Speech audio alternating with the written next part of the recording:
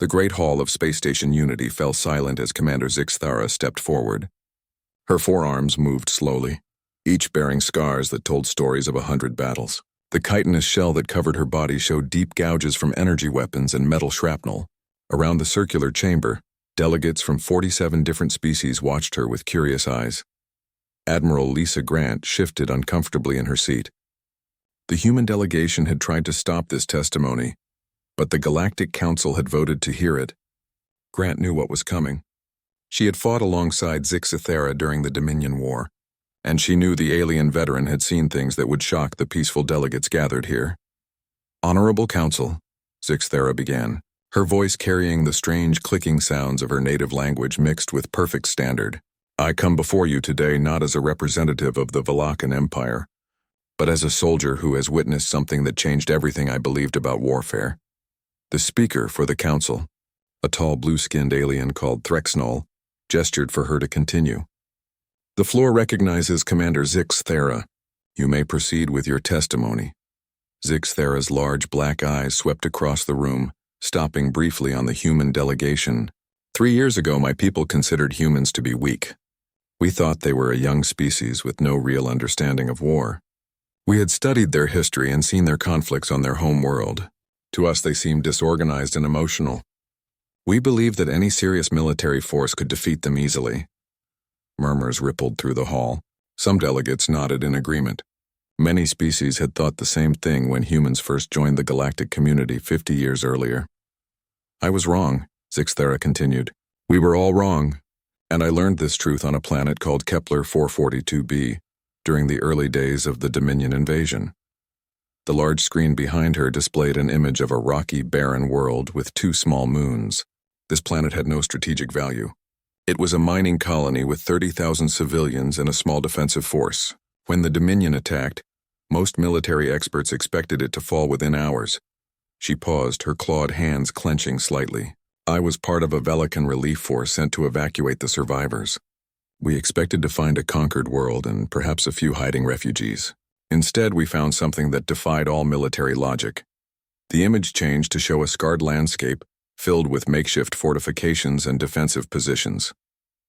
Captain Jake Morrison commanded the human garrison on Kepler 442b. He had only 800 soldiers against 15,000 Dominion troops. By every tactical calculation, he should have surrendered immediately or died in the first assault. Admiral Grant remembered Morrison well. He had been a quiet man with steady eyes and an unshakable calm under pressure. She had recommended him for the defense assignment because of his ability to think clearly in impossible situations. Instead, Zixthara said, Morrison turned that barren mining colony into a fortress. When we arrived 6 days after the invasion began, we found the Dominion forces trapped in a siege of their own making. The humans had not just survived, they were winning. She activated another image showing the tactical situation. Morrison had divided his forces into small units that moved constantly through the mining tunnels. They would strike at Dominion supply lines, disappear underground, and emerge somewhere else entirely. The enemy never knew where the next attack would come from. The alien commander's voice grew more intense, but it was not just their tactics that amazed me. It was their endurance. When we made contact with Morrison's unit, we discovered that none of his soldiers had slept for more than 2 hours at a time since the invasion began. They had been fighting continuously for 6 days and nights. A delegate from the Peaceful Harmony Coalition raised a tentacle. Surely they must have been exhausted and making errors in judgment. Zixthara's mandibles clicked in what humans had learned was the Velikan equivalent of a bitter laugh. That is what we thought. That is what the Dominion thought.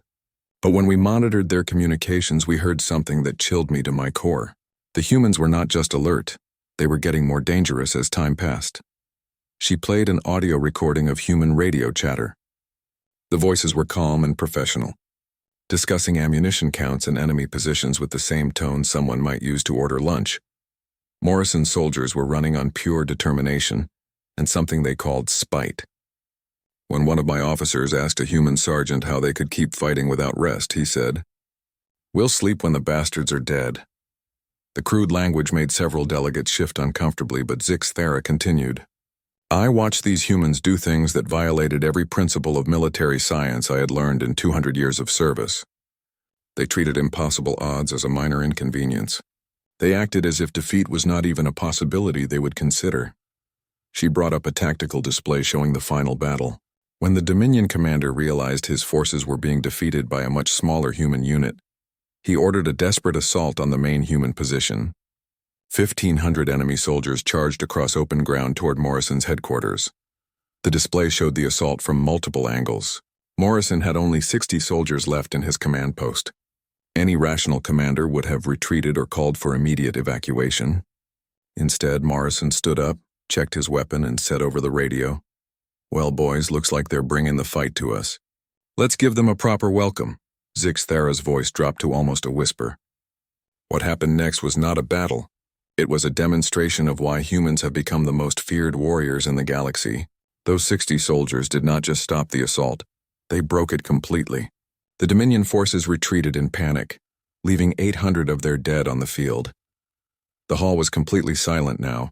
Even the human delegates were listening intently, many hearing these details for the first time. When the battle ended, I personally went to the human command post to meet Captain Morrison. I expected to find a wounded hero or a tactical genius. Instead, I found a tired man sitting on an ammunition crate, sharing a meal with his soldiers and asking if anyone had heard news from home. She turned to face the human delegation directly. Morrison looked at me with those strange human eyes and said, "Ma'am, it's good to see friendly faces." We were starting to run low on coffee. He was more concerned about a beverage than the fact that he had just won an impossible victory. Zixthara stepped back toward the center of the speaking area. That day I realized that everything my people thought we knew about warfare was incomplete. We had studied human tactics and human weapons, but we had not understood human nature. And that, honorable delegates, is why I am here today, to warn you all about what humanity is truly capable of when they decide to fight. The silence stretched for several seconds before Threxenol spoke. "Commander, you speak of warnings. Are you suggesting that humanity poses a threat to galactic peace?" Zixthara's mandibles clicked again, but this time the sound was different, almost respectful. "No, honored speaker. I am suggesting that humanity may be our greatest hope for survival, but only if we understand what we are dealing with. And to do that, I must tell you about the siege of Titan Base." Zixthara moved to the center of the speaking area as the large display behind her changed to show Saturn's largest moon. The orange and brown surface looked cold and unwelcoming, dotted with the geometric shapes of human mining installations. Titan Base was never meant to be a fortress, she began, her forearms gesturing toward the image. It was a civilian mining operation, home to 50,000 workers and their families. When the Dominion War began, most military planners considered it impossible to defend. The base was too far from Earth's main fleet positions and too large to evacuate quickly.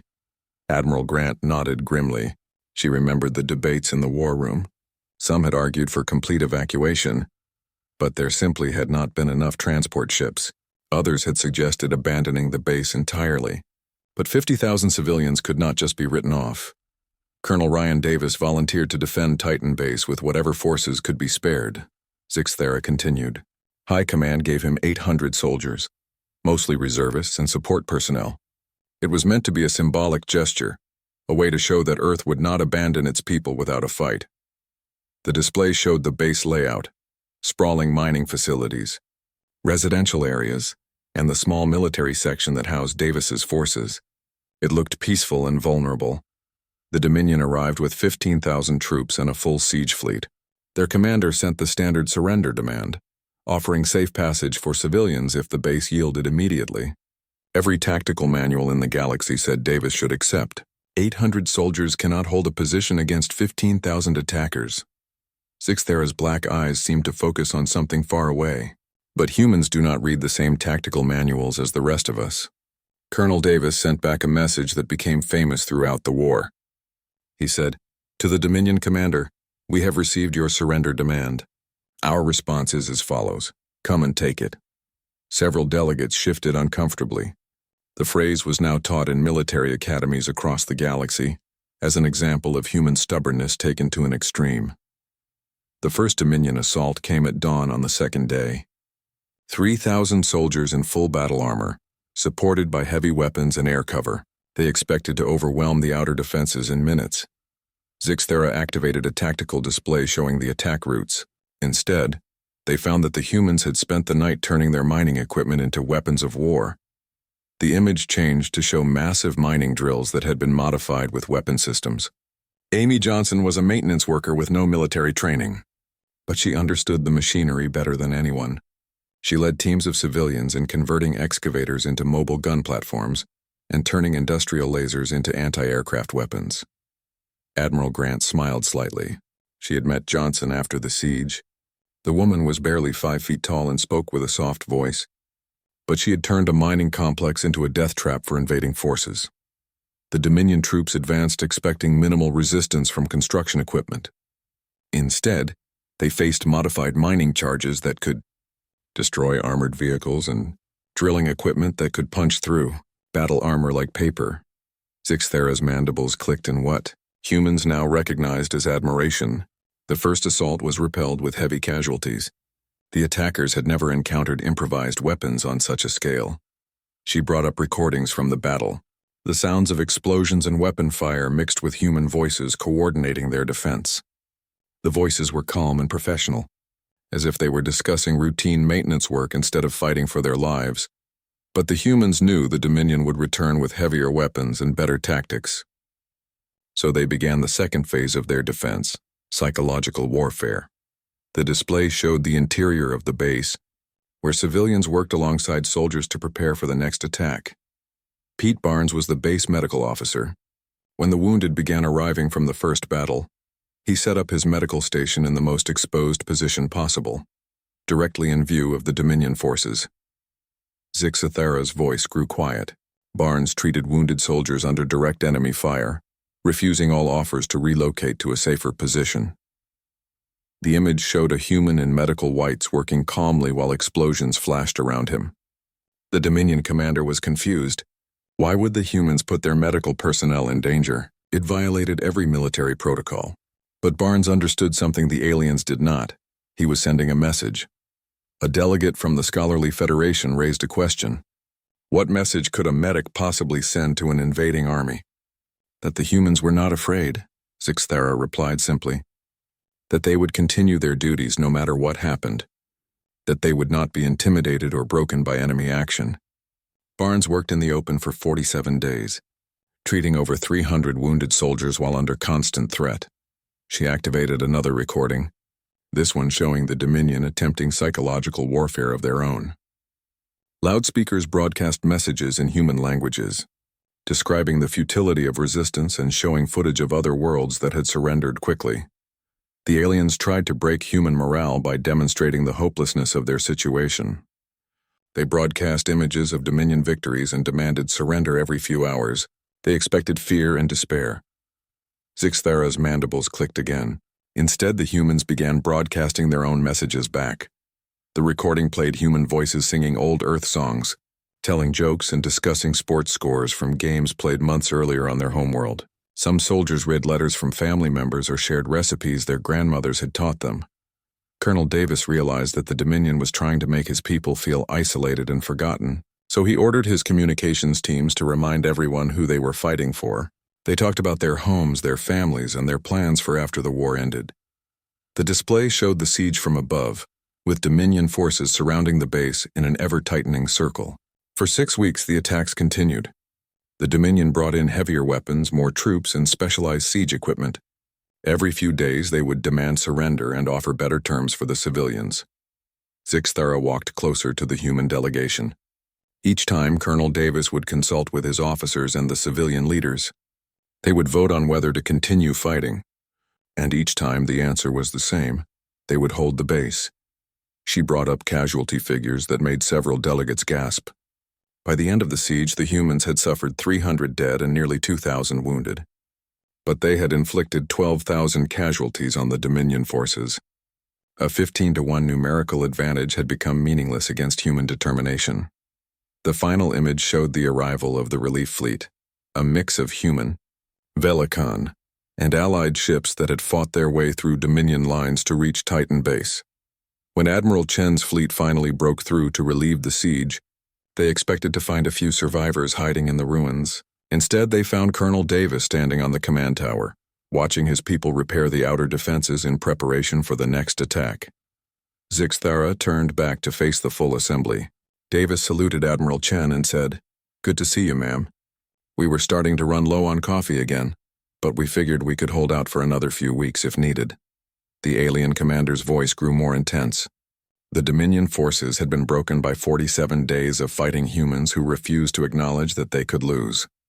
The attackers were so demoralized that they surrendered to the relief fleet without firing a shot. She paused, letting the implications sink in. But the siege of Titan Base was not the most shocking example of human warfare I witnessed. That honor belongs to an operation so audacious that it redefined what we thought was possible in military terms. The rescue at Void Station? Threxnall leaned forward. "Commander, are you referring to the incident in the Maelstrom Nebula?" "Yes," Zixthara replied. "And I was there to witness what happens when humans decide that the impossible is merely difficult." The display behind Zixthara shifted to show a swirling mass of purple and orange gases. The Maelstrom Nebula looked beautiful from a distance, but everyone in the chamber knew it was one of the most dangerous regions in the galaxy. The radiation storms and magnetic anomalies inside could destroy any ship foolish enough to enter without proper shielding. The Dominion chose the Maelstrom Nebula for their maximum security prison. For good reason, Zixthara began. Void Station was hidden deep inside the nebula, where the radiation would scramble any navigation systems and make rescue attempts impossible. The Dominion considered it escape-proof. She activated a tactical display showing the nebula's interior. Intelligence reports indicated that Void Station held over 3,000 prisoners from dozens of different species.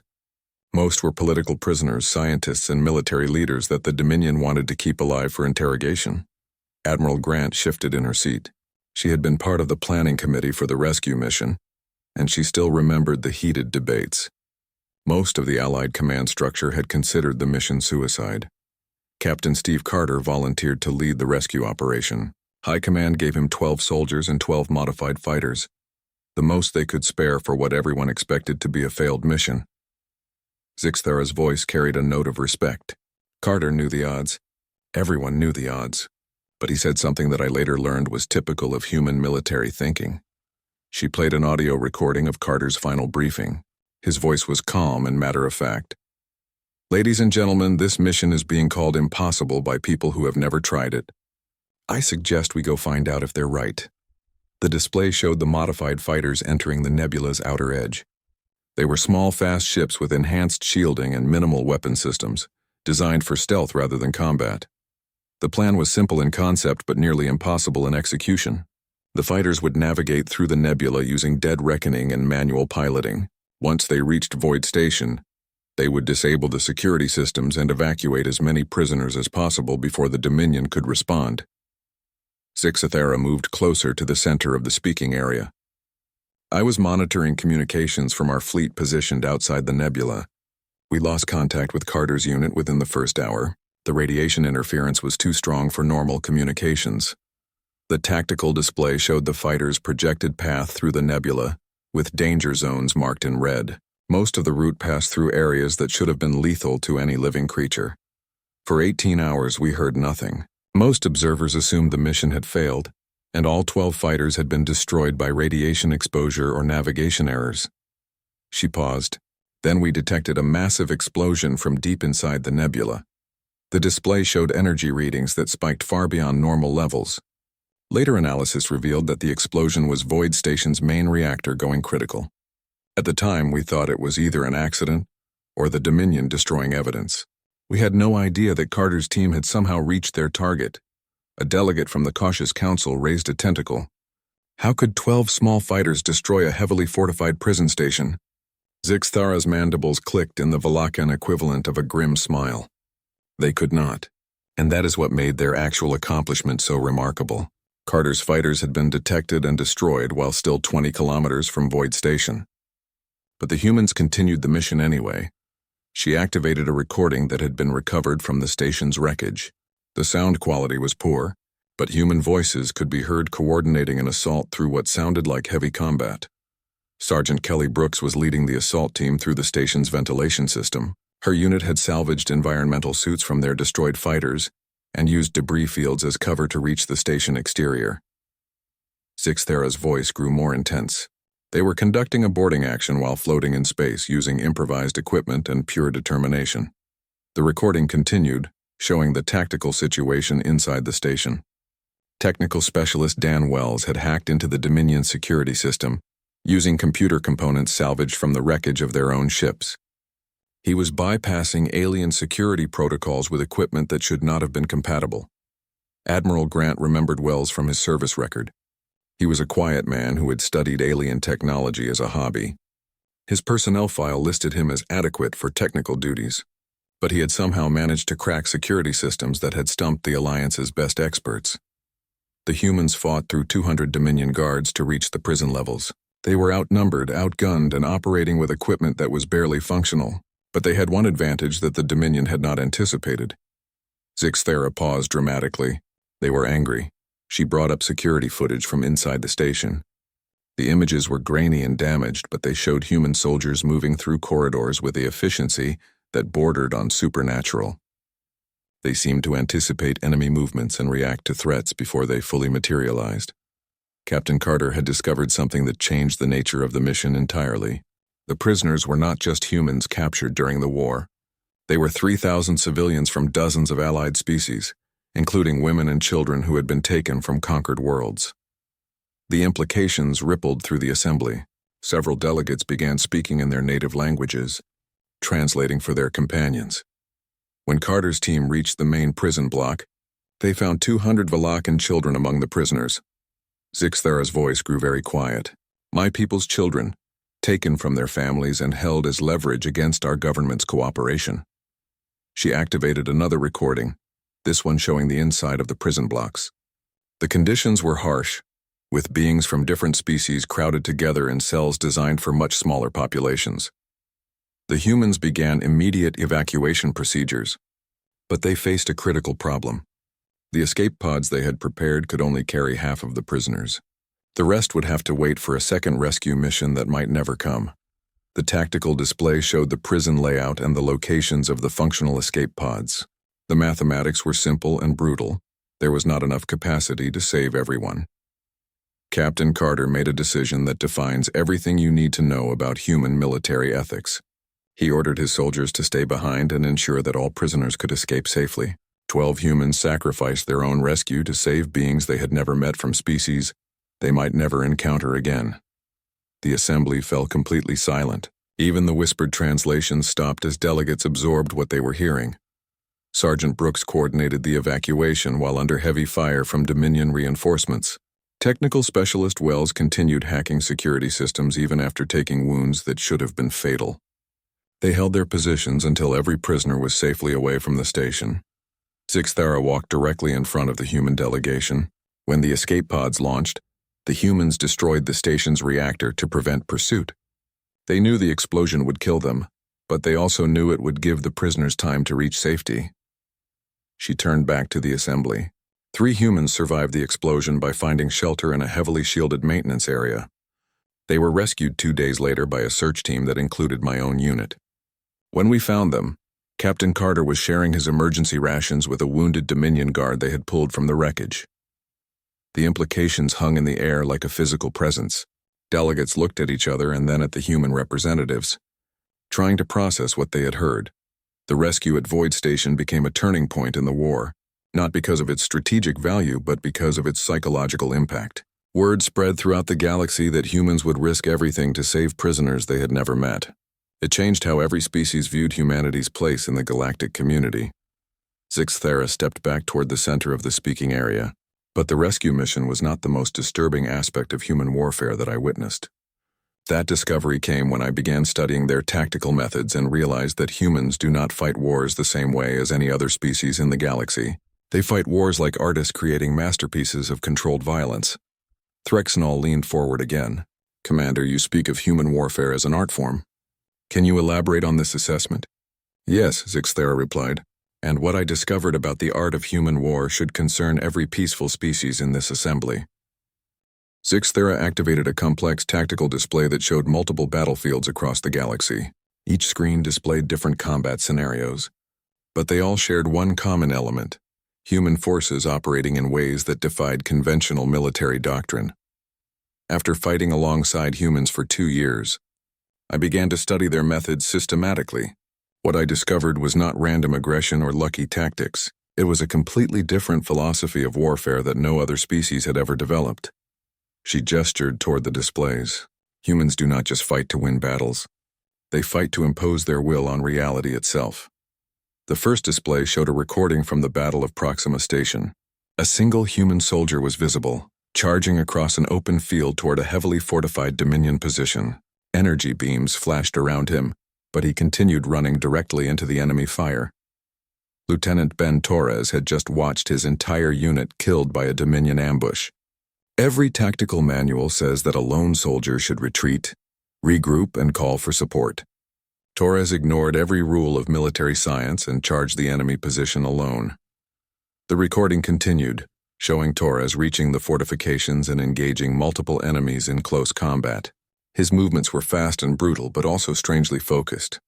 He was not fighting randomly. He was targeting specific positions with surgical precision. What Torres did next changed the entire battle. His assault created enough chaos and confusion that Allied forces could break through the Dominion lines. One angry human had turned a tactical defeat into a strategic victory. Zixthara's mandibles clicked thoughtfully. We later learned that humans call this the Berserker Protocol, a state of controlled fury that makes them more dangerous, not less. Admiral Grant nodded grimly.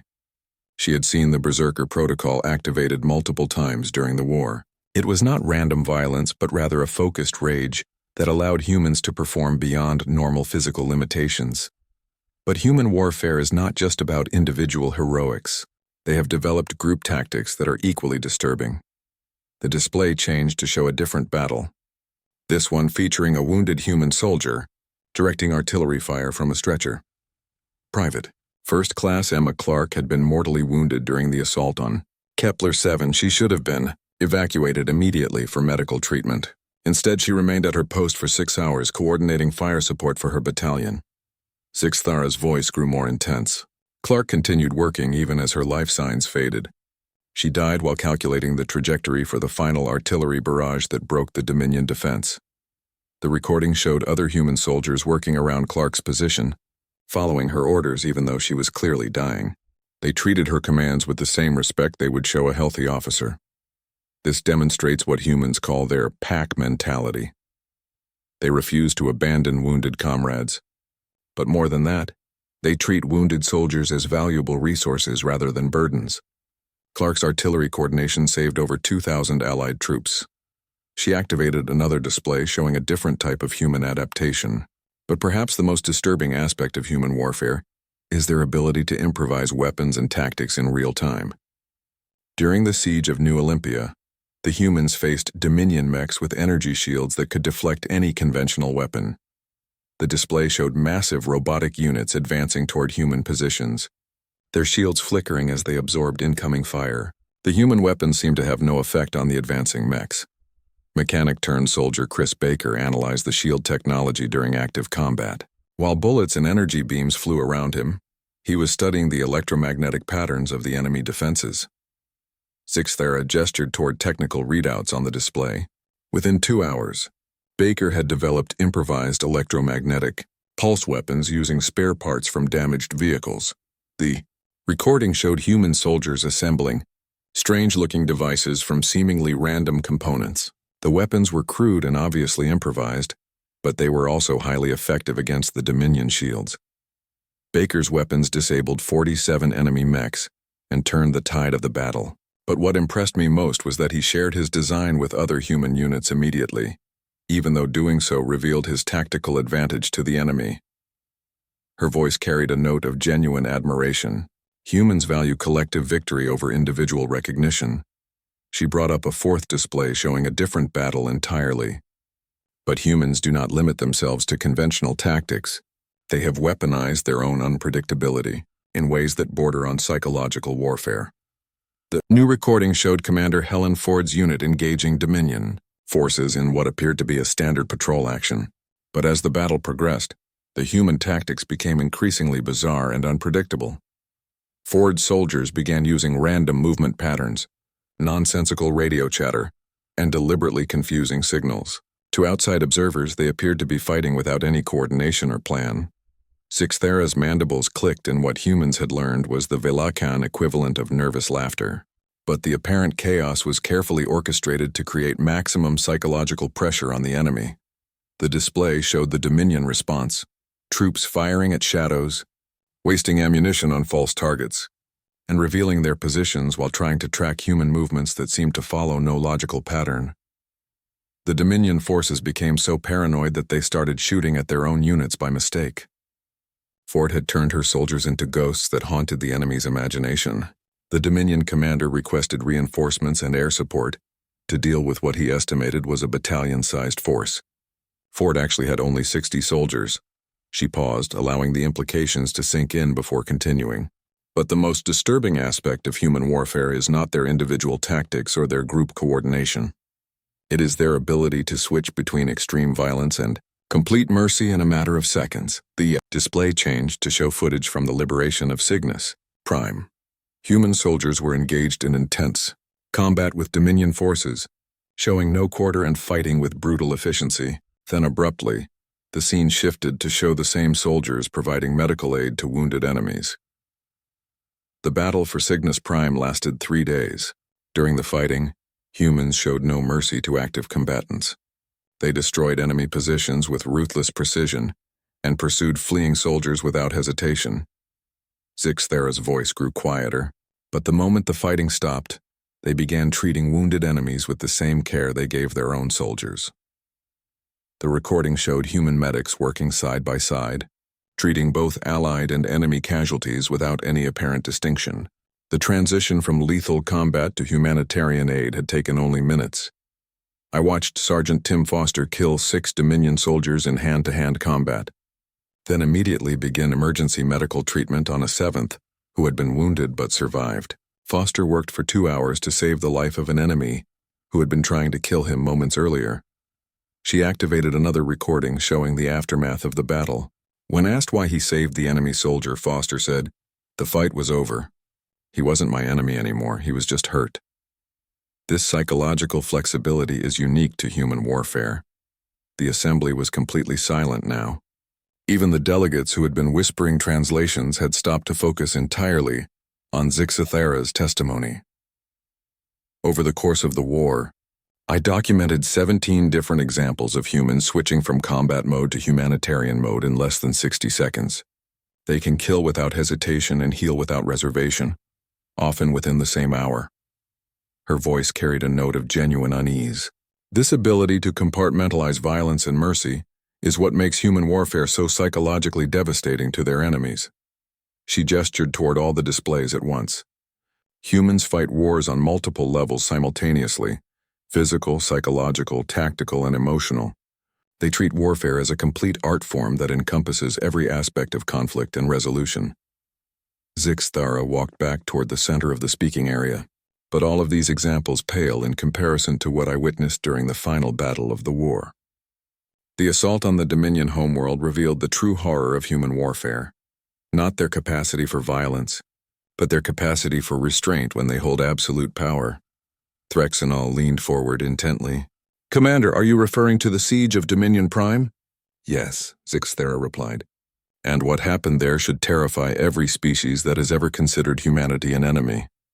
Because I learned that the most dangerous thing about humans is not their willingness to fight, but their ability to choose not to fight when they have already won." The great hall of Space Station Unity had grown completely silent as Sixthera prepared for her final testimony.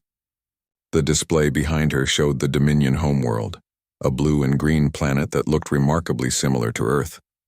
Around it, the combined Allied fleet waited in perfect formation, weapons trained on the world that had started the war.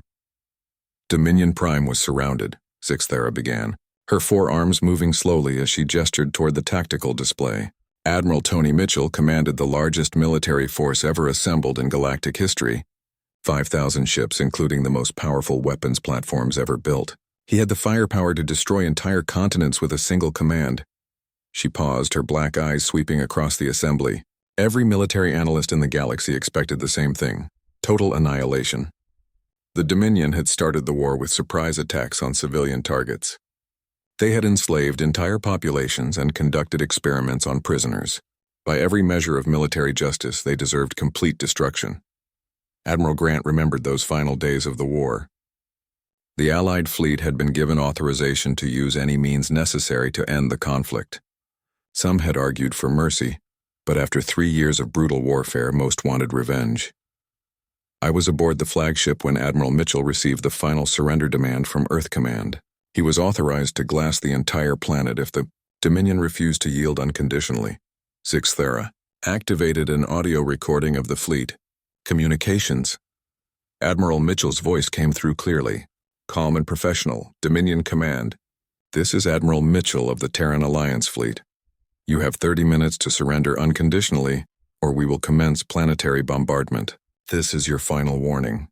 The response came back immediately, filled with defiance and threats. The Dominion leader refused to surrender and promised to fight to the last soldier.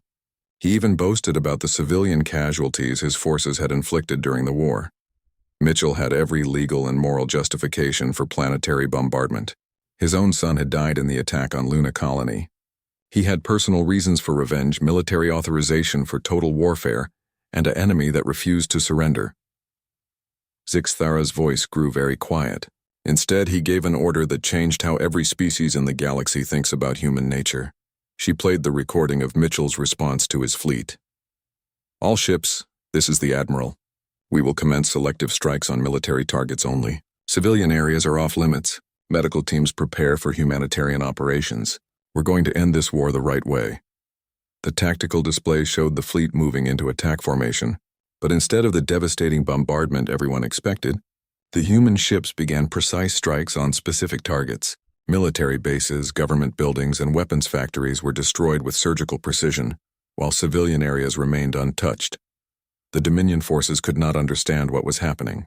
They had prepared for total warfare and instead faced an enemy that was deliberately limiting its own destructive power. Zixthera's mandibles clicked in what humans recognized as confusion mixed with respect. She brought up recordings from the planet's surface, showing human troops landing in major cities. But the truly shocking part came when human ground forces began their assault. They were fighting house to house through urban areas, taking heavy casualties to avoid civilian deaths. The recordings showed human soldiers moving carefully through city streets, checking every building before engaging enemy forces. They were wearing heavy body armor and moving slowly, accepting tactical disadvantages to protect non-combatants. Major Lisa Barnes led the assault on the capital city. Her unit was taking sniper fire from a residential building that also housed Dominion civilians. Instead of calling in airstrikes or using heavy weapons, Barnes ordered her soldiers to clear the building floor by floor. The recording showed human troops slowly working their way up a 30-story building, engaging enemy soldiers while carefully evacuating civilians. The operation took 6 hours when a missile strike could have accomplished the same tactical objective in minutes. I asked Barnes why she was risking her soldiers' lives to protect enemy civilians. She looked at me with those strange human eyes and said, "They didn't start this war. They're just people caught in the middle. We don't make war on children and families." Zixthera moved closer to the human delegation. But the most disturbing display of human psychology came when the fighting ended. Colonel Frank Hayes accepted the surrender of General Vexitar, the Dominion commander who had ordered the massacre of Hayes's previous unit on Arcturus Station. She activated a recording that showed two figures meeting in what had been the Dominion Command Center. Hayes was a tall human with graying hair and tired eyes. Vexitar was a reptilian alien whose scales bore the scars of the final battle. Hayes had every reason to hate Vexitar personally. 400 of his soldiers had died on Arcturus Station because of the general's tactics. Hayes had been forced to listen to their final radio transmissions as they were overwhelmed and killed. The recording showed the two commanders facing each other across a conference table. The tension was visible, but Hayes's expression remained completely professional. Instead of demanding revenge or humiliating his defeated enemy, Hayes offered standard surrender terms and prisoner of war status. When Vexitar asked why a human would show mercy to someone who had killed so many of his soldiers, Hayes said something that summarizes everything terrifying about human nature. She played the audio of Hayes's response. "General, the war is over. You fought for your people the same way I fought for mine. Now we have to figure out how to live in the same galaxy without killing each other. Revenge won't help with that. The assembly stirred as delegates absorbed the implications. Several were speaking in hushed tones to their companions, trying to process what they had heard.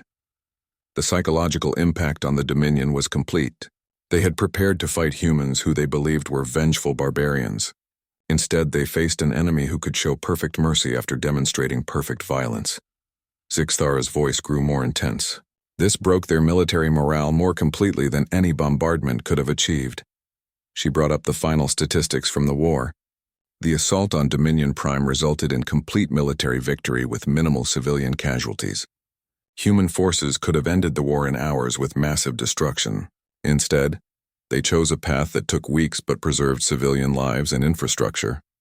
The display showed scenes from the post-war period, human soldiers helping to rebuild damaged facilities, human medics treating both allied and enemy wounded, and human engineers working to restore basic services to the conquered world. But the most chilling aspect was how quickly humans transitioned from warfare to peacekeeping. The same soldiers who had been fighting desperately for survival were suddenly working 12-hour shifts to distribute food and medical supplies to former enemies. She played a recording of human troops working alongside Dominion civilians to repair a damaged hospital.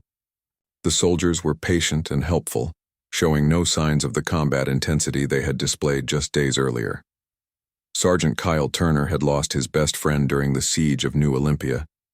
3 days after the war ended, I watched him carry a wounded Dominion child to a medical station and stay with her until her parents could be located. Zixthara's voice carried genuine bewilderment. When I asked him how he could show such kindness to the enemy, he said, "She's not the enemy. She's just a scared kid who needs help." The alien commander turned to face the full assembly. "This is why humans are the most dangerous species in the galaxy. Not because they are ruthless killers, but because they can switch between absolute warfare and complete compassion without any apparent psychological strain."